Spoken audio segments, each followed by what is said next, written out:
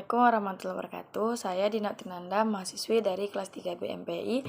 Di sini saya akan menjawab soal UTS yaitu tentang konsep dasar profesionalisme tenaga administrasi pendidikan, yaitu menurut saya terbagi atas 9 pembagian. Yang pertama, fungsi perencanaan yang disebut dengan planning. Perencanaan adalah dasar bagi tindakan administrasi yang berhasil. Rencananya adalah proses yang diikuti oleh seorang pemimpin memikirkan secara tuntas lebih dahulu apa yang hendak dicapainya dan bagaimana dia mencapainya. Yang kedua, organisasi. Kelestarian suatu organisasi akan lebih terjamin apabila kerjasama yang terdapat di dalam pelaksanaan fungsi pengorganisasian pada organisasi tersebut berjalan secara efektif dan efisien. Yang ketiga, fungsi penggerakan. Pemimpin sesuai dengan kemampuannya menggerakkan baik tenaga pendidik, kependidikan maupun penunjang dalam organisasi yang menangani pendidikan. Yang keempat, pengawasan.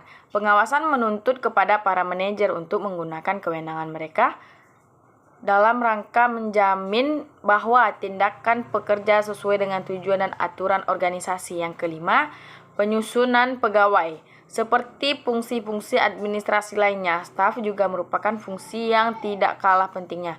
Yang keenam, fungsi pengarahan. Pengarahan adalah penjelasan, petunjuk, bimbingan, serta pertimbangan terhadap para personel pendidikan yang terlibat, baik yang berada dalam jabatan struktural ataupun fungsional, agar pelaksanaan tugas di bidangnya masing-masing dapat berjalan dengan lancar dan tidak menyimpang dari garis program yang telah ditetapkan atau yang telah dibuat. Fungsi pengkoordinasian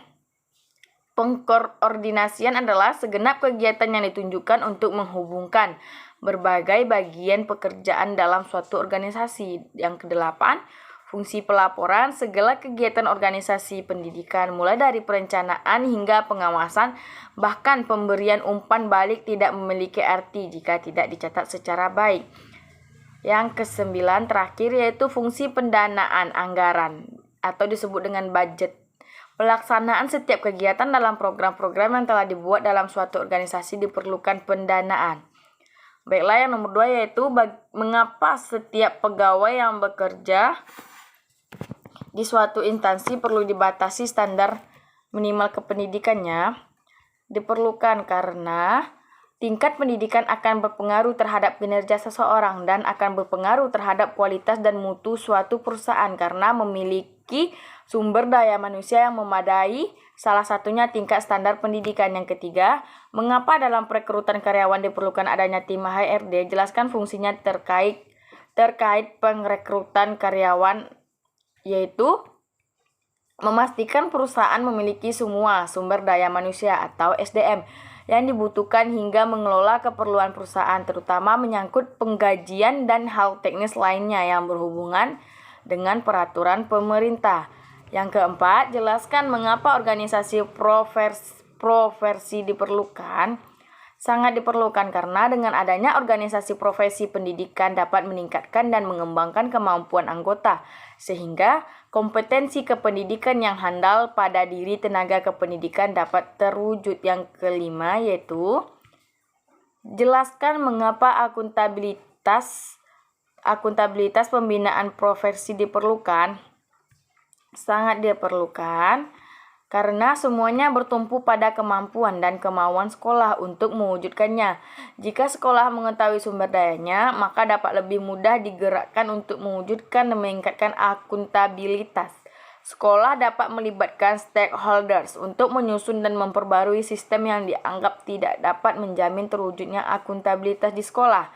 Pembinaan merupakan dasar untuk meningkatkan akuntabilitas. Kondisi pendidikan yang diperlukan para petugas pendidikan yaitu adanya pembinaan profesi terhadap para petugas pendidikan melalui belajar secara formal maupun pembinaan langsung dari pihak manajer atau petugas-petugas pendidikan yang senior. Pendidikan yang desentralisasi lebih mudah untuk melakukan pengawasan dalam perencanaan. Kekompakan dan kebersamaan perlu ditingkatkan untuk memudahkan dalam akuntabilitas kegiatan. Penilaian dan kontrol dilakukan oleh pihak atas dan petugas bersangkutan bersama-sama dengan warga masyarakat dan petugas kantor pendidikan setempat.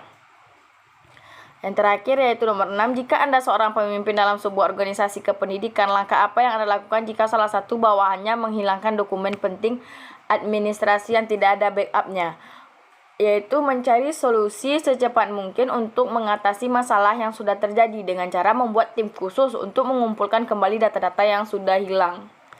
Baiklah, hanya itu jawaban dari saya. Mohon maaf apabila banyak kekurangan. Assalamualaikum warahmatullahi wabarakatuh.